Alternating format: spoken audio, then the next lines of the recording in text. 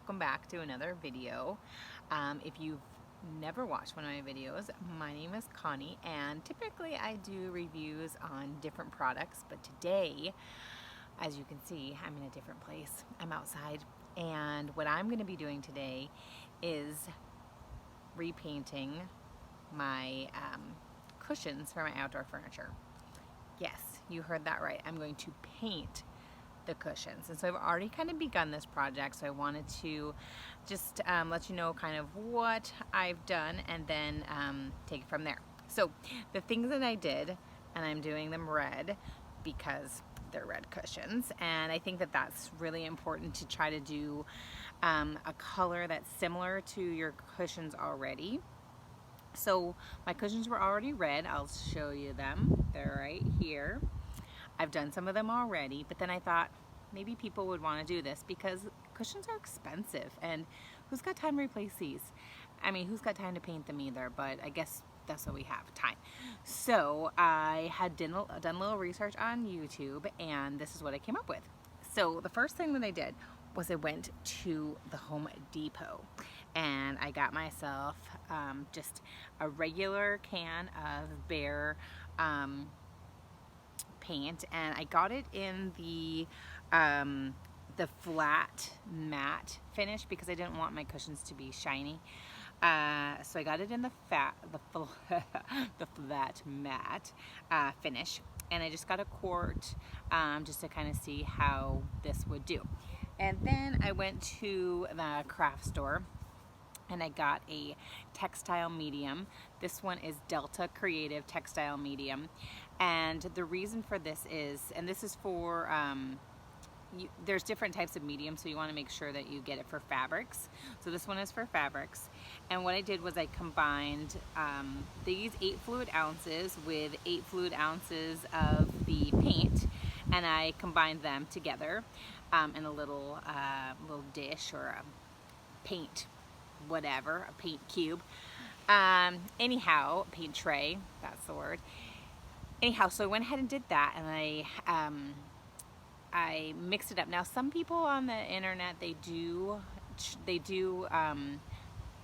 equal parts of the paint and the textile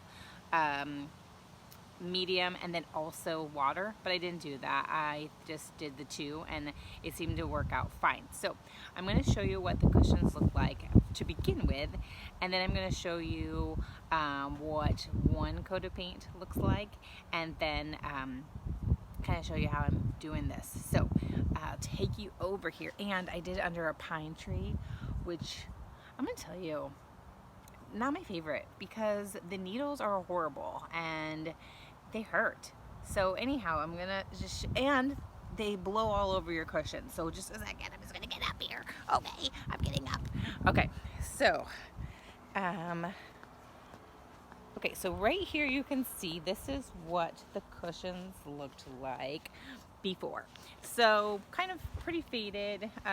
If you look at the back side, you can see that they're really faded. Some of them are worse than others, but again, they still have a good amount of fluff in them, and so I want to make sure that I can continue to use them because they're expensive.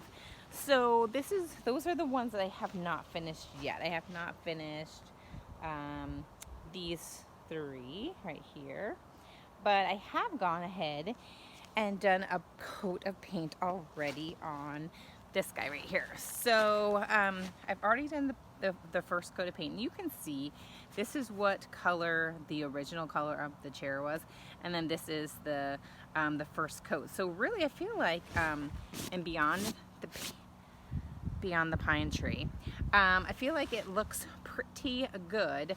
Now it is a little bit tougher because it's paint, and so some people have shared that what they like to do to kind of get rid of that and make it a little softer is they'll use one of these sanding blocks. And so for this one, I just kind of went over, there were some spots that were a little bit rougher, so I went through and just kind of textured them up, and so to create that softness so that I can go ahead and put on a second coat of paint and it's not going to be too crusty, because you have obviously are working with paint. So another thing just to note is that I did not do the backs. So I just did one side. Actually, let me find one that is actually pretty weathered. Okay, so I didn't do the back of this one. So you can see this is what it was looking like. And the reason why I chose not to do that was because my husband brought up a good point. He's like, you know, when we're not using them, how about we just flip them to that faded side?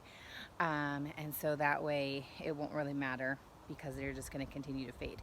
So I thought that was a really genius idea. So first, because it just doesn't give me that much, that gives me less to do.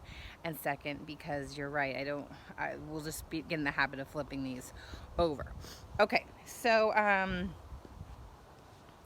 I think I'm gonna maybe yeah, I'll stop this for now. Let's see, better. But here's what I've mixed in. I mixed in this